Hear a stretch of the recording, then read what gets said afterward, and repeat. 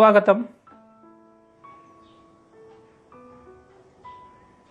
किसान शिक्षण प्रसारक मंडल उदगीर द्वारा संचालित महात्मा फुले महाविद्यालय अहमदपुर के हिंदी विभाग में आप सभी का हार्दिक स्वागत है।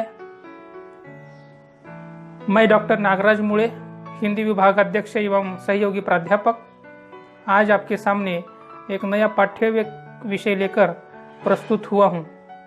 स्वामी रामानंद तीर्थ मराठवाड़ा विश्वविद्यालय नांदेड़ के BA द्वितीय वर्ष ऐच्छिक हिंदी के नए पाठ्यक्रम मध्ययुगीन कविता प्रश्नपत्र क्रमांक 5 सत्र तृतीय के अंतर्गत आज हम तुलसीदास के जीवन एवं साहित्यिक परिचय के बारे में जानकारी प्राप्त करेंगे।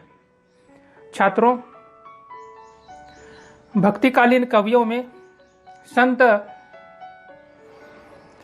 कवि नामदेव, कबीरदास के बाद आज हम तुलसीदास का जीवन परिचय देखने वाले हैं। भक्तिकालीन कवियों में तुलसीदास का नाम भी प्रसिद्ध रामभक्त कवि के रूप में विख्यात है। वे हिंदी साहित्याकाश के उज्ज्वल नक्षत्र के रूप में चमकते रहे हैं। तुलसीदास का जन्म ईस्वी सन 1532 में उत्तर प्रदेश के बांदा जिले के राजापुर गांव में हुआ था।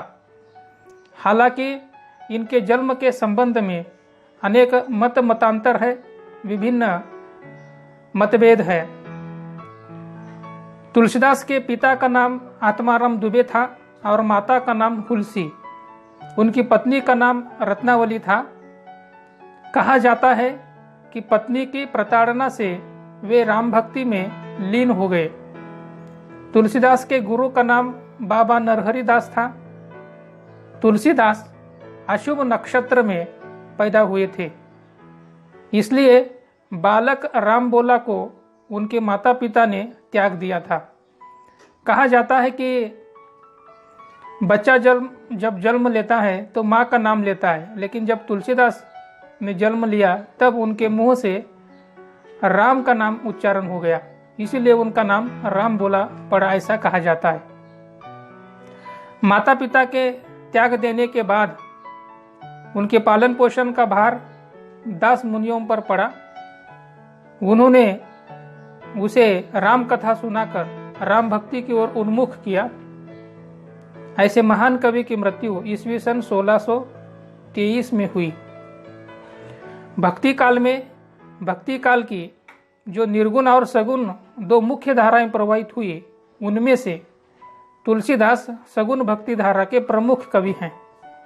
सगुण भक्ति धारा की फिर दो शाखाएं, राम भक्ति शाखा और सगुण भक्ति काव्य धारा के अंतर्गत कृष्ण भक्ति काव्य धारा, ये दो उपधाराएं प्रमुख थी। तुलसीदास राम भक्ति शाखा के प्रमुख कवि के रूप में जाने जाते हैं। तुलसीदास का साहित्य हम देखते हैं कि दुनिया के किसी भी साहित्य से मुकाबला कर सकता है। उनको जो ख्याति मिली थी, उनकी जो विश्व प्रसिद्ध रचना है वह है रामचरितमानस, जिसे जनता रामायण के नाम से जानती है। भारत और हिंदू धर्म के घर घर में रामायण को पूजा जाता है।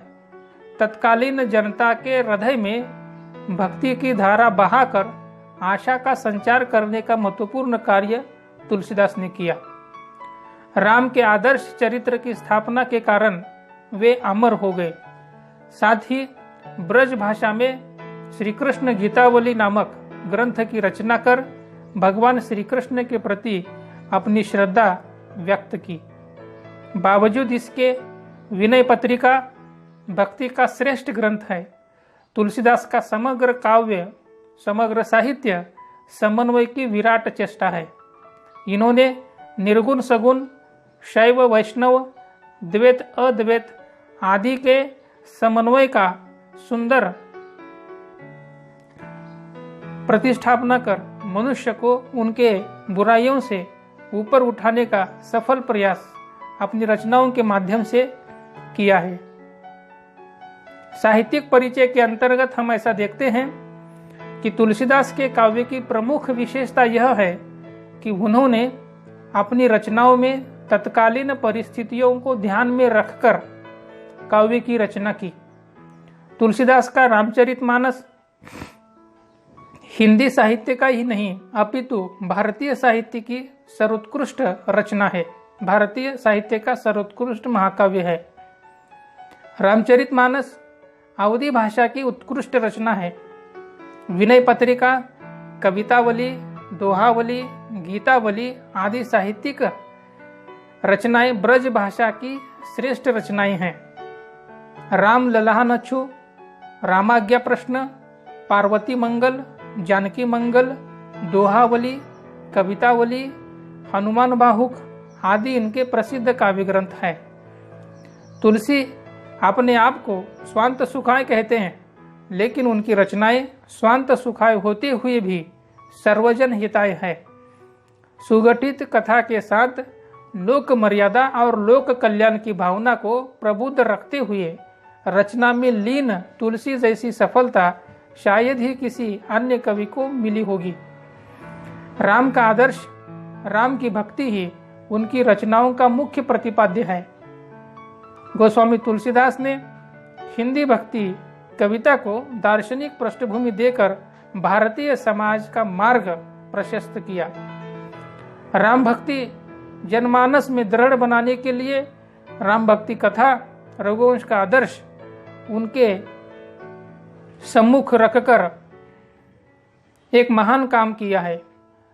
उनके राम मर्यादा, पुरुषोत्तम राम शक्तिशाली तथा सभी दृष्टि से आदर्श है। उन्होंने समस्त मानव जाति के संबंध में अपने दृष्टिकोण को अत्यंत व्यापक और व्यावहारिक बनाया।